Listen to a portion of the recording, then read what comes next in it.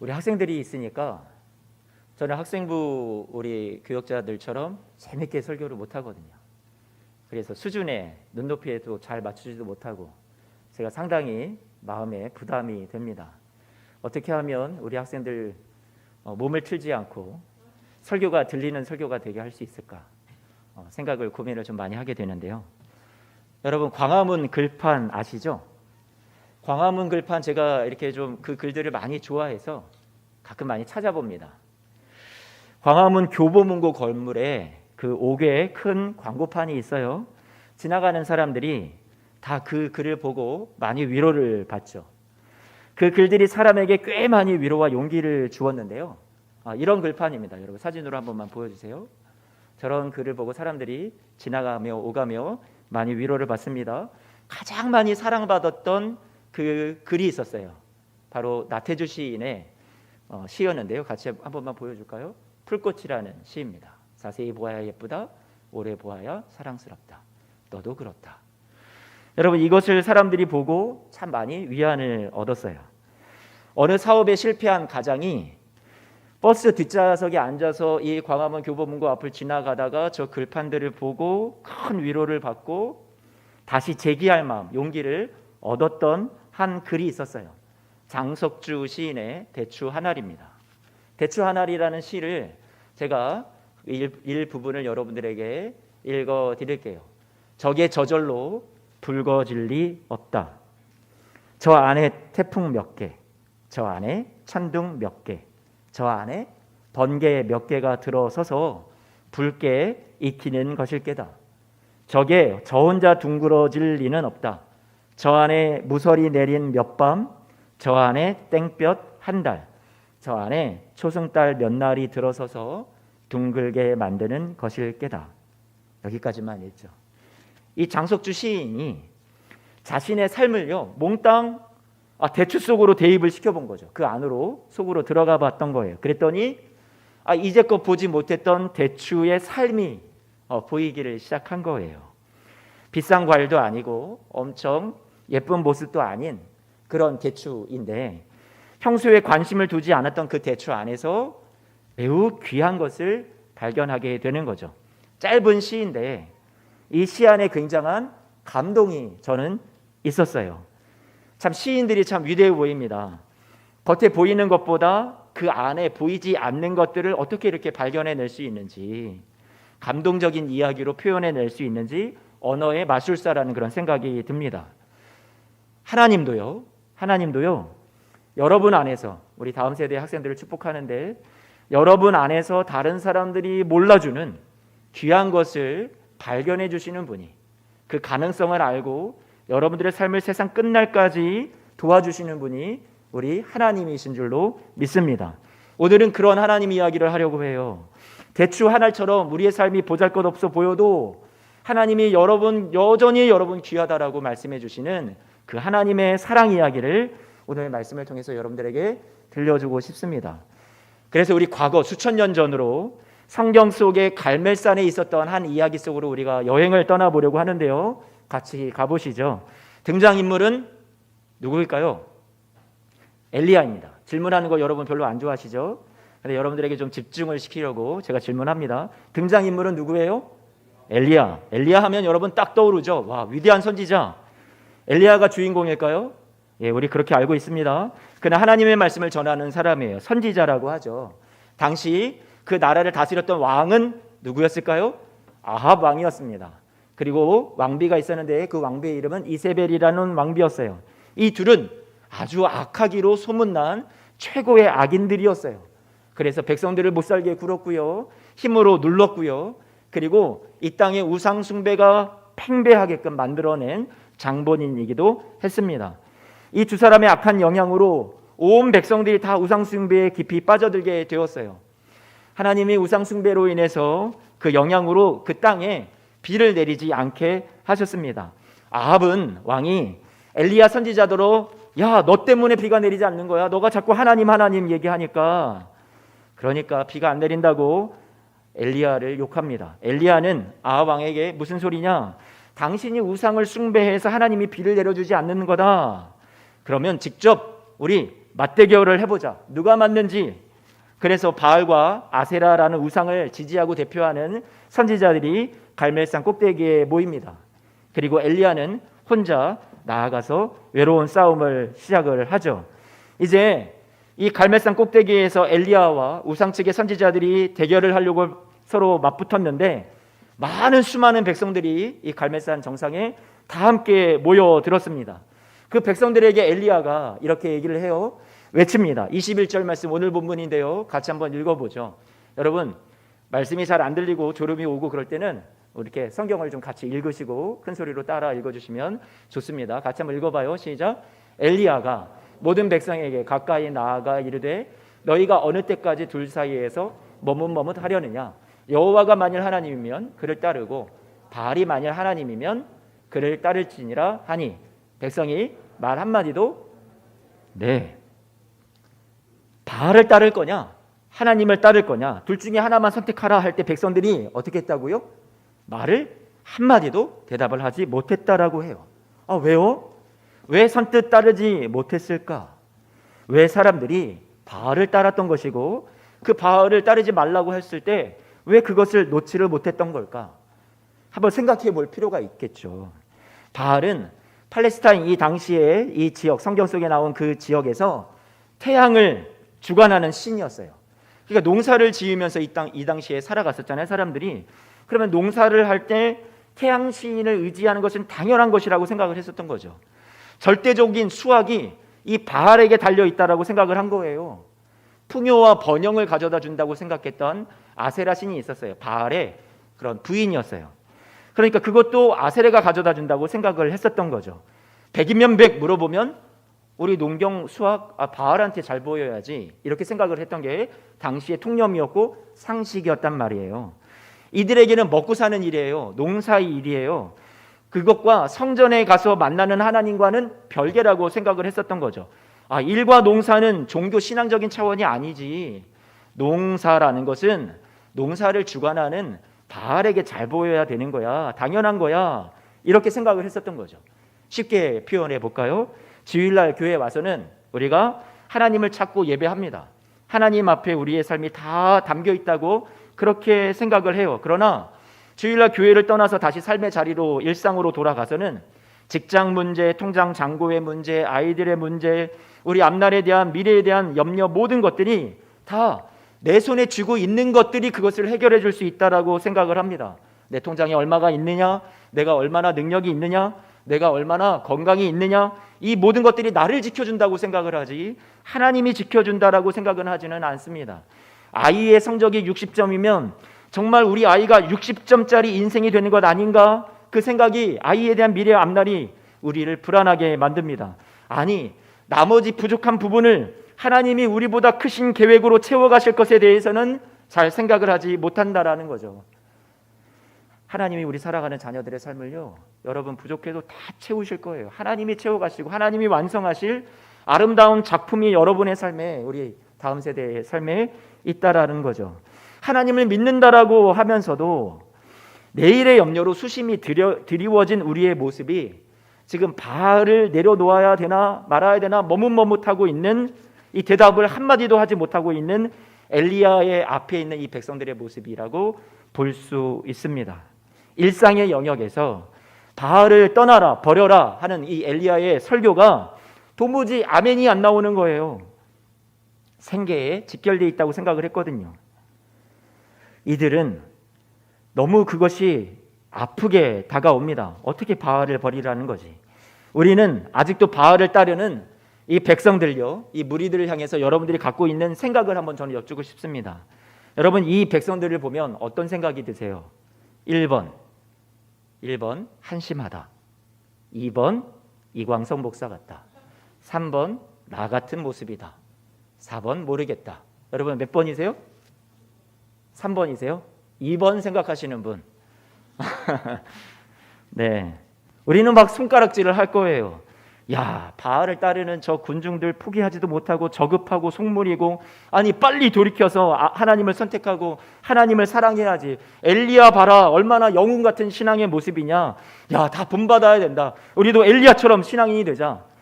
여러분, 성경을 우리는 그렇게 이해를 해왔는데 정말 이 말씀에서 성경이 주는 메시지는 자, 엘리야 좀 본받아, 이 답답한 인생들아, 우리에게 성경 말씀이 그것을 얘기해 주는 걸까요? 아니요. 엘리야가 그동안 주인공이라고 생각을 했어요, 이 말씀에서. 그런데 엘리야에게 집중해 왔다면 오늘은 우리가 늘 생각했던 그 신앙의 영웅이 아닌, 내가 따라가지 못할 그 영웅이 아닌, 그렇지 못했던, 늘 관심받지 못했던, 주목받지 못했던, 바알을 따를 수밖에 없었던 그 민초들에게로, 그 연약한 백성들에게로 우리 시선을 한번 옮겨보자라는 거예요. 엘리야의 1장 설교 앞에 바알을 따를 거냐 하나님을 따를 거냐 선택해라, 그 따끔한 설교 앞에 아무 말도 할 수 없었던 이 사람들요, 머뭇머뭇거렸던 이들요, 우리 아니에요? 저와 여러분들의 모습 아니에요? 이들의 모습을 보면서 우리가 손가락질을 할 것이 아니라 내 모습이구나, 동질감을 느껴야 되고요, 나도 교회 와서 하나님을 열심히 예배는 하지만 일상으로 돌아가서는 그 하나님이 또 나를 지켜줄 것이라, 우리의 앞날을, 내 자녀들의 앞날을 책임져 줄 것이라, 그게 잘 신뢰가 온전히 맡기는 것이 안 되는 현실을 우리는 살아가고 있습니다. 내 모습, 지금 하나님이 내 얘기하고 계시는 거구나. 하나님, 내가 하나님 앞에 나와서 예배할 때는 하나님 참 좋지만 일상에 돌아가서는 하나님 잠깐만 좀 비켜 계셔 주세요. 주일날 교회 가서 하나님 또 만날게요. 세상에서는 세상 방식대로 사는 거죠. 법보단 주먹이 가깝다는 말처럼 하나님보다는 세상에서는 바알이 더 가깝죠. 우리 이런 모습으로 살아가고 있지는 않습니까? 그런데 제가 여러분에게 오늘 이 엘리야 앞에 서 있었던 이 사람들을 좀 입장을 변호해 보고 싶습니다. 여러분의 삶을 좀 하나님 앞에 변호하고 싶은 거예요. 근데 사실은 끝까지 듣고 보면 제가 변호하는 게 아니라 하나님이 여러분을 그렇게 생각하고 계세요. 정말 현실의 문제가 당시 이 사람들의 삶으로 여러분들 한번 대입시켜 보세요. 입장을. 생명이 왔다 갔다 하는 상황이었어요. 절박했어요. 3년이 넘도록 무엇이 오지 않았다고 했어요? 아까 보니까 비가 오지 않았대요. 정말 필요한 것들이 채워지지 않았어요. 그래서 미래가 소망이 없었던 거예요. 여러분, 아합 왕이요, 이세벨이요, 지들은 가뭄이 있어도, 제가 이렇게 저속한 표현 써서 죄송해요, 왕궁에서 호의호식하면서 살았을 거예요. 그런데 이 백성들은요, 자기들 때문에 지금 우상을 숭배하고 이 나라에 비가 안 오고 가뭄이 들고 이렇게 어려운 지경이 됐는데 이 백성들 생각하지도 않거든요. 이 왕과 왕비는요. 이 백성들은 생명이 왔다 갔다 하고 있었죠. 당시에 이 백성들의 상황을 가장 잘 보여주는 내용이 오늘 본문보다 한 장 앞에 열왕기상 17장에 나오는 이야기가 있습니다. 어떤 여인을 소개하는데 사르밧 과부, 그 여인을 소개하고 있습니다. 3년이 넘도록 비가 오지 않았어요. 가뭄 속에 이제 먹을 양식도 다 떨어졌습니다. 남은 건 밀가루 조금뿐이 없었어요. 한 줌밖에 없었어요. 한 움큼. 자녀와 함께 이것을 먹고 죽으려고 했어요. 바로 앞장에 그 이야기를 소개해주고 있어요. 살 소망이 사라진 거죠. 어디 이 여인 한 사람의 이야기였겠어요? 그 당시를 살아가고 있었던 모든 백성들의 삶이 다 이와 같았다라는 얘기예요. 대표성으로 하나님께서 말씀을 통해서 우리에게 보여주신 거죠. 그 당시에 백성들의 삶이 절망 그 자체였어요. 어떻게 하면 더 성공하고 어떻게 하면 부귀 영화를 더 누리고 이런 고민이 아니에요. 그건 배부른 고민이죠. 그게 아니라 원초적인 생존의 문제로 너무 절망스럽고 고민을 많이 했던 사람들이 바로 이 사람들이었단 말이에요. 갈멜산에서 아직 흐지부지 머뭇머뭇 선뜻 아멘 대답도 못하는, 하나님을 선택하겠다고도 못하는 그 사람들이 바로 이 사람들이었단 말이에요. 엘리야는 하나님으로부터 받은 것을 가지고 설교했죠. 하나님을 택할 거냐, 바알을 택할 거냐, 선택해라. 아멘 해야 되는데 아멘이 안 나와요. 엘리야 정도 수준의 설교자라면 순종이든 결단이든 나올 줄 알았는데 아니요. 바로 아멘하고 순종하지를 못하고 있었어요. 아무 대답도 못했다고 얘기했어요. 엘리야 앞에 서 있던 사람들이요, 고민하고 있었던 거예요. 사실요. 우리는 뭐 즉각 아멘하면 대단한 믿음이라고 생각할지 모르겠지만 아니요. 많이 고민하고 있었어요. 생사가 왔다 갔다 하는 그 갈림길에서 내가 이제는 정말 하나님을 선택해야 되는 것 아닌가? 고민은 하고 있지만 선뜻 이 세상의 이 모든 것들이 과연 이게 다 책임져 줄 수 있을까? 그거를 쉽게 믿어지지가 않았던 거죠. 고민이 계속되고 갈등하는 상황 속에서 자, 이제 갈멜산에서 이 선지자들의 대결이 시작이 되었습니다. 바알 선지자 수백 명이 자기들의 방법으로 뭐 기도하고 막 뛰고 광적으로 자기가 믿는 우상에게 막 구하죠. 응답해 달라고. 막 해도 묵묵부답 대답을 안 하시니까, 응답해 주지 않으니까 자기들이 믿는 신이, 그러니까 막 몸을 막 자해해 가면서도 별의별 짓을 다 해봅니다. 그런데 응답이 내려올까요? 내려오지 않았어요. 이제 누구 차례예요? 엘리야의 차례였어요. 이제 엘리야가 이렇게 얘기합니다. 30절 말씀 함께 볼까요? 30절입니다. 엘리야가 어떻게 해요? 같이 한번 읽어봐요. 시작. 엘리야가 모든 백성을 향하여 이르되 내게로 가까이 오라. 백성이 다 그에게 가까이 가매 그가 무너진 여호와의 제단을 수축하되. 여러분 지금부터 잘 들어보세요.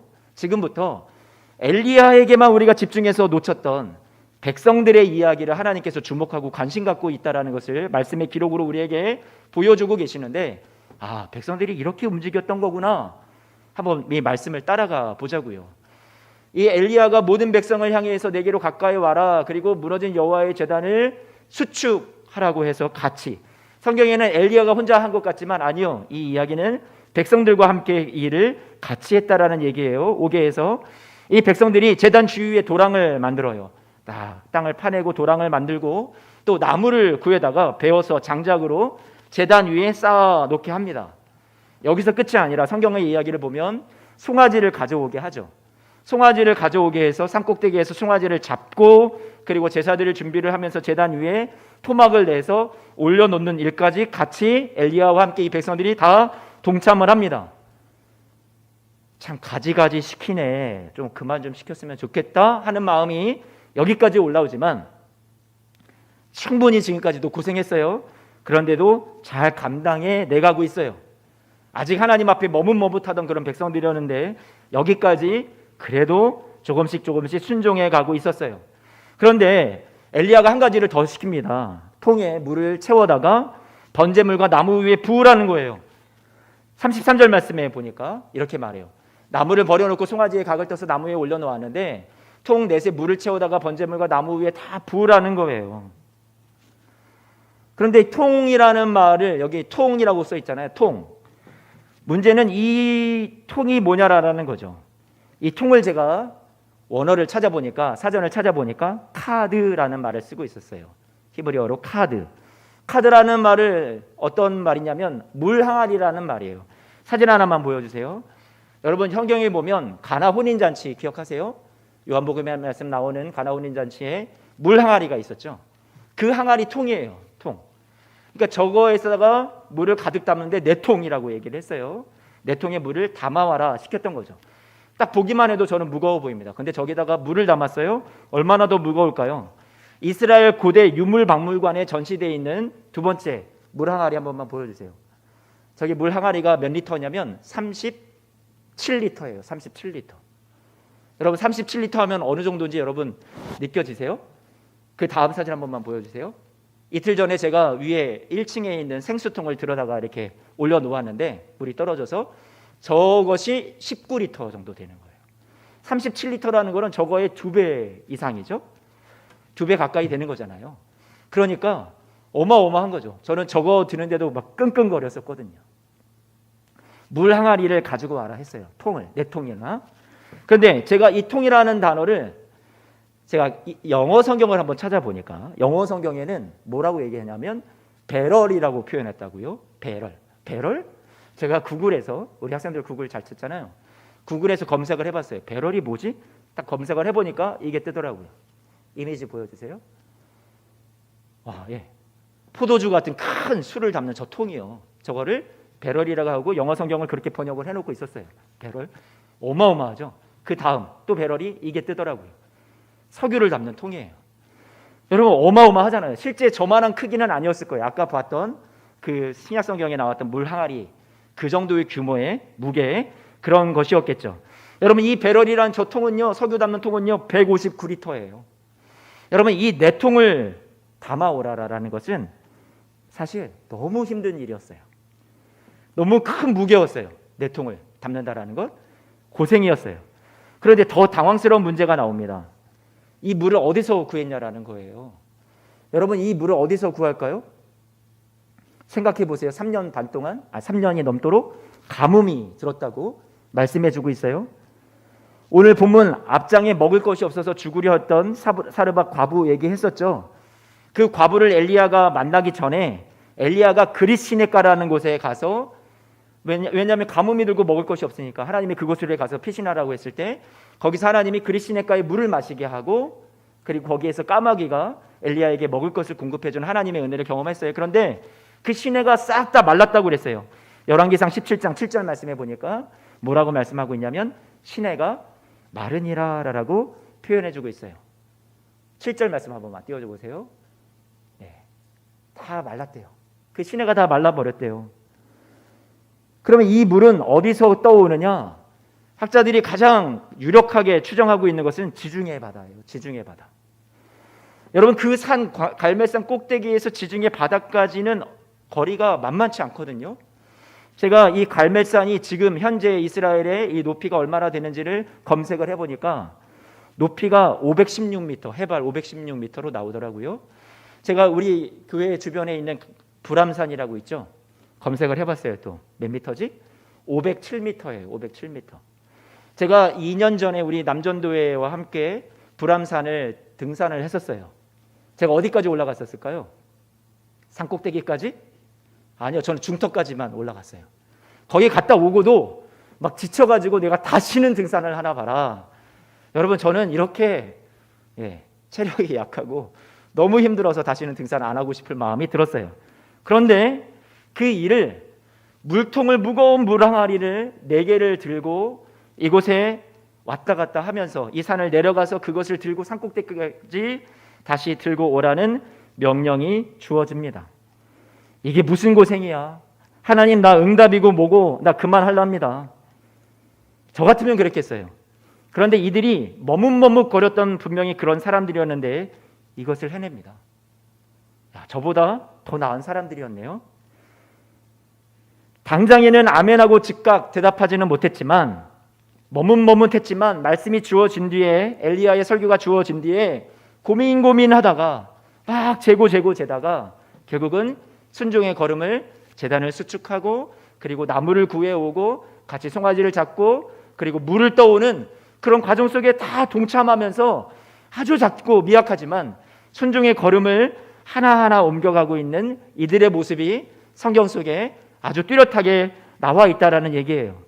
한참 뒤에 가서 아멘을 자신의 행동으로 보여주는 그런 삶의 과정을, 행동의 과정을 보여주고 있는 거예요.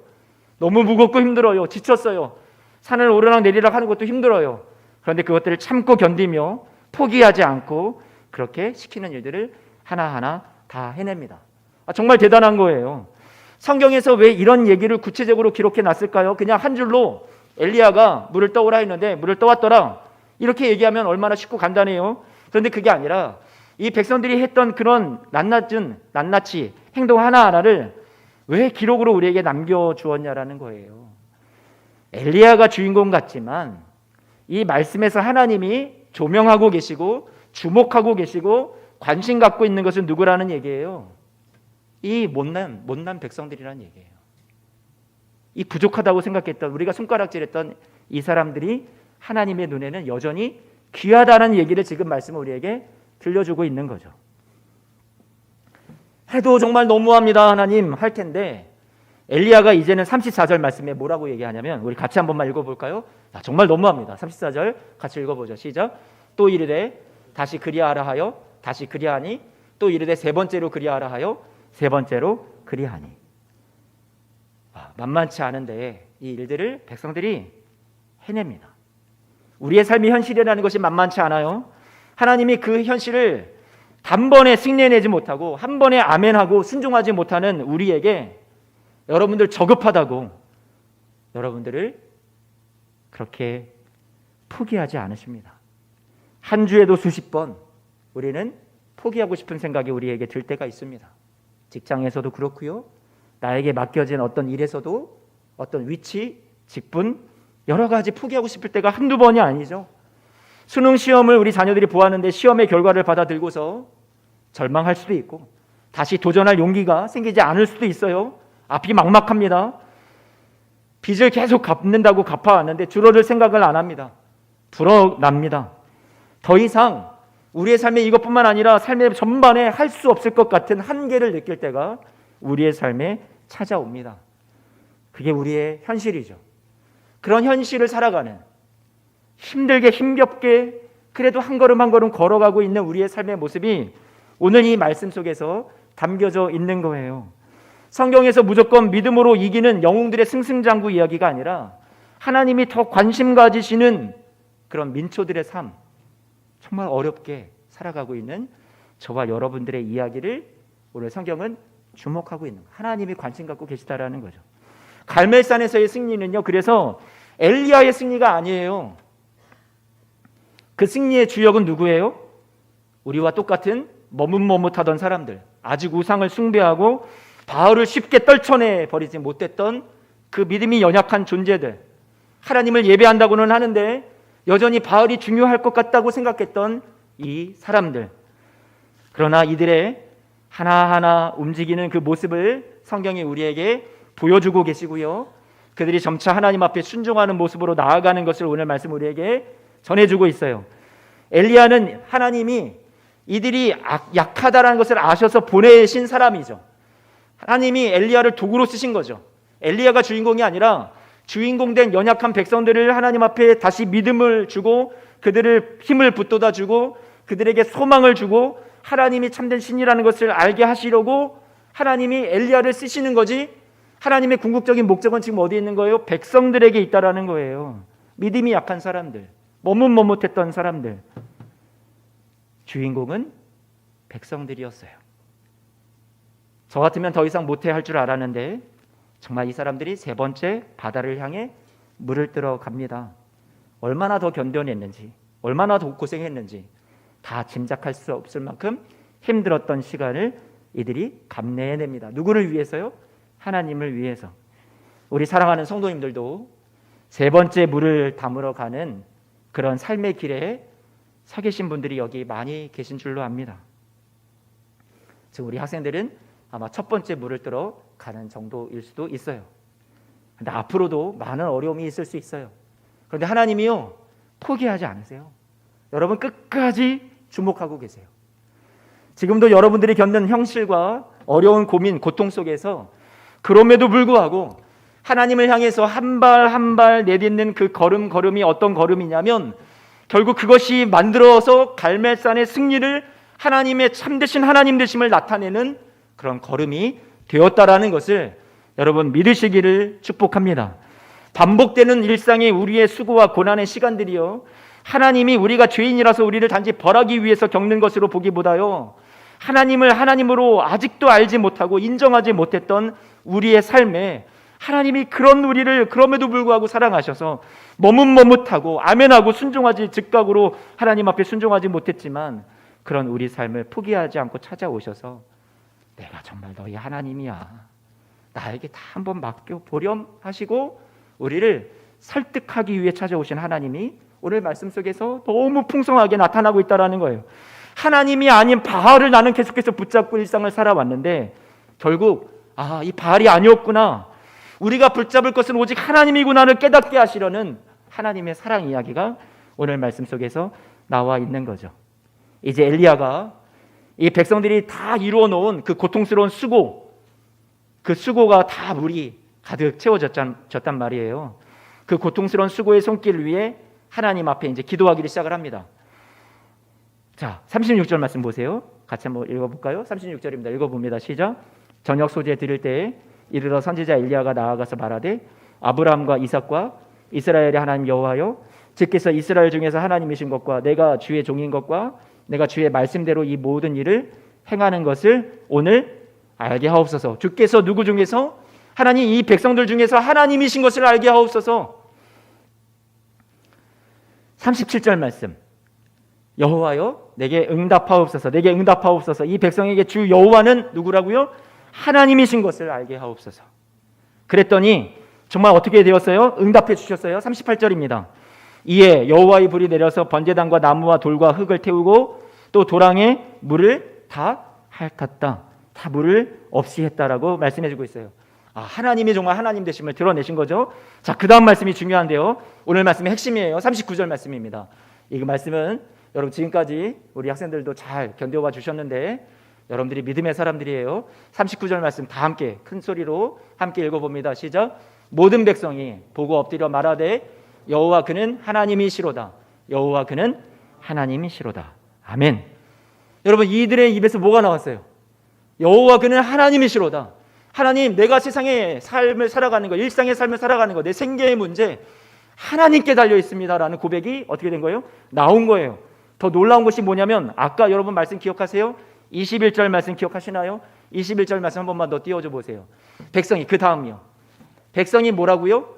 말 한마디도 대답하지 못했다고 그랬어요. 이전에 하나님을 따르라, 바알을 버려라 한마디도 대답하지 못하고 머뭇머뭇하고 순종하지 못했던 이들이 이제는 그 입에서 뭐가 튀어나왔어요? 주 여호와 주는 나의 하나님이십니다라는 말이 튀어나왔단 말이에요. 이걸 누가 만든 거예요? 누가 만드신 거예요? 하나님이 만드신 거예요. 하나님이 그렇게 역사하신 거예요. 하나님이 사랑으로 그들을 이끌어 주신 거예요. 더디지만 그들이 즉각적으로 순종하지 못했지만 머뭇머뭇했지만 그들의 걸음 하나하나를 하나님께서 주목하시고 하나님께서 응원하고 계셨고 기다려 주셨고 그래서 마침내 그들의 입에서 하나님이 우리 하나님이십니다. 이 고백이 나오게 하셨다라는 얘기예요. 사랑하는 성도 여러분, 우리도 머뭇머뭇거려요.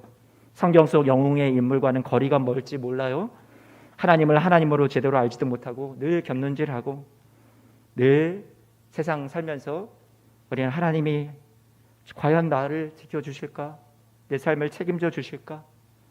미래에 대해서 불안하고 염려하면서 우리도 살아갈지 모르겠습니다. 차라리 내 돈이 나를 지켜주는 것 아닌가? 내 실력이, 내 능력이 나를 지켜주는 것 아닌가?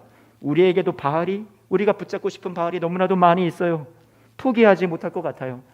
그런 우리라 할지라도 끝까지 사랑하시고 하나님께서 엘리야, 하나님께서 말씀, 하나님께서 당신의 도구를, 당신의 환경을 다 동원해서라도 오늘 저와 여러분들은 이런 약한 사람들을 다시금 하나님 앞에 믿음의 고백이 나올 때까지 세워가시는 하나님의 그 위대하신 역사하심 앞에서 오늘 감사하고 찬송하실 수 있는 우리 성도님들 되시기를 축복합니다.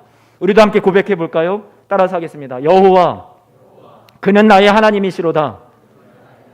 한 번 더요. 여호와 그는 나의 하나님이시로다. 여러분 아멘이세요? 아멘. 우리의 삶의 문제를 가지고 고심하는 것 하나님이 저급하다라고 하지 않으세요. 여러분의 현실이 그만큼 막막하고 어렵다라는 것 하나님도 알고 계세요. 야, 그 하찮은 것, 그 보잘것없는 것 그렇게 하시지 않으시고요. 하나님께서 안다. 너의 아픔을 안다. 그런데 나한테 한번 맡겨봐라. 나와 함께 해보자. 이겨나가보자. 주님께서 여러분들을 찾아오십니다. 사랑하는 성도 여러분, 엘리야도 바알을 따를 거냐 하나님을 따를 거냐 선택하라는 그 중요한 기로를 백성들에게 주었을 때 정말 부끄럽고 잘못 살아왔던 이 백성들, 하나님 앞에서 즉각 순종하지 못했지만 하나님이 너희 쓸모없어, 너희들 다 죽을 줄 알아라 그렇게 말씀하지 않으셨습니다. 엘리야가 주인공인 줄 알았는데 아니요. 성경도 하나님도 전혀 관심 없던 패배자라고 생각했던 이들에 대해서 성경이 그게 아니라고 말해요. 하나님도 그렇지 않다 하세요. 너가 부족하지만 그런 너도 귀하다 하세요. 너가 바로 순종하지 못하지만 그런 너 여전히 내가 너를 사랑한다 하세요. 만만치 않은 걸 알다 하지만 그 가운데서도 나를 믿고 내가 책임질 거니 나와 함께 가자. 나를 온전히 붙들어 보지 않을래? 사랑스럽게 말씀하시면서 오늘 저와 여러분들의 삶에 다가와 주시는 우리 하나님을 여러분 오늘 만나시기를, 그 하나님을 꼭 여러분 마음속에 나의 주님으로 모셔드리시기를, 의지하시기를 부탁을 드립니다. 추수감사 주일을 맞아서 산과 들에 농가 밭에 풍성한 열매와 수확을 주신 하나님께도 감사하지만 오늘은 이렇게 못나고 부족한 나의 삶을 지금도 주목해 주시고 패배자가 아닌 성공자로 만들어 가시는 하나님의 놀라우신 손길 앞에 감사하는 우리 시간이 되었으면 좋겠어요. 이겨내신, 여기까지 지금 잘 참아오신 모든 성도님들 한 분 한 분 다 대추알보다 더 하나님의 눈에 존귀하신 분들이세요. 우리 학생들도 마찬가지예요. 저마다 다 그 안에 태풍 몇 개, 벼락 몇 개, 여러분 많은 땡볕, 수많은 시간들이 여러분 안에도 다 있으신 분들이라는 것 알아요. 심지어 공부하면서 고생하는 우리 학생들, 수능고사를 보면서 여기까지 왔던 우리 수험생들, 그리고 함께 아파했던 우리 부모님들 모두가 다 그 안에 얼마나 많은 어려운 시간들이 있었는지 주님께서 아세요. 그런데 우리 안에 있는 견눈질도, 우리 안에 있는 머뭇머뭇거림도 하나님께서 다 사용하셔서 마침내 붉게 연그러 가도록 만들어내시는 분이 우리 하나님이십니다. 저와 여러분의 삶을 모든 불순물들을 제거하고 하나님보다 세상 의지했던, 바알 의지했던 그 모든 우리의 안의 우상들을 제거하시고 더 둥글둥글 다듬으셔서 대추알로 만들어 가시는 하나님의 일하심이 저와 여러분들의 삶에 지금도 역사하고 계세요. 그 안에서 우리는 이것을 이겨내는 거예요. 또 참아내는 거예요. 또 하나님 앞에 그 걸음 하나하나를 나에게 주신 삶의 자리에서 감당해내는 거예요. 오늘 이 백성들이 이 물뜨고 모든 일들을 하나님이 승리해 가시는 과정 속에 하나하나 감당해 나갔던 것처럼 지금은 고통이라 말할 수 있지만 하나님께서 여러분의 그 걸음 하나를 통해서 열매를 맺어 가시는 귀한 역사로 바꾸어 주실 줄로 믿습니다. 분명 끝이 있고요. 내가 생각했던 것이 아니어도 주님께서 생각하신 보다 선한 열매가 저와 여러분들의 삶에 맺힐 줄로 믿습니다. 아멘. 갈라디아서 6장 9절 말씀 우리 한번 마지막으로 읽어볼게요. 우리가 선을 행하되 낙심하지 말지니 포기하지 아니하면 때가 이르면 어떻게 된다고요? 거두리라. 아멘. 오늘 설교 마지막을 한 사모님의 글을 제가 소개하면서 여러분들에게 읽어드리고 마치려고 합니다. 대추나무를 심고 키웠던 한 사모님의 글이 있어서 제가 여러분들에게 한번 읽어드릴게요. 몇 년 전 심은 대추나무가 올해는 제법 많은 열매를 선물해 주어서 가을이 한층 풍요롭고 행복합니다. 빨갛게 익은 대추를 따면서 그동안 잊고 지냈던 많은 감사가 모아집니다. 작은 묘목을 구해서 심을 때는 어느 세월에 대추를 딸 수 있을까 아득했는데 몇 년 새 굵어진 가지 사이로 반짝거리며 달려있는 대추 녀석들이 얼마나 예쁘고 고마운지 굵고 큰 대추 하나를 따서 코에다가 바짝 대고 수고했어, 사랑해 하며 진한 뽀뽀를 해 주었습니다. 여러분, 이 마음이 누구 마음일까요? 여러분의 인생의 농부 되시고 여러분의 삶을 연그러 가도록 붉게 만들어 가시는 하나님의 이야기죠. 하나님께서 여러분들의 그 수고 속에서도 인내하고 참고 견뎌오는 여러분의 그 삶을, 여러분 안에 태풍을, 천둥을, 땡볕을, 서리를 다 알아주시고 다른 사람들 다 몰라주어도 하나님은 아시고요.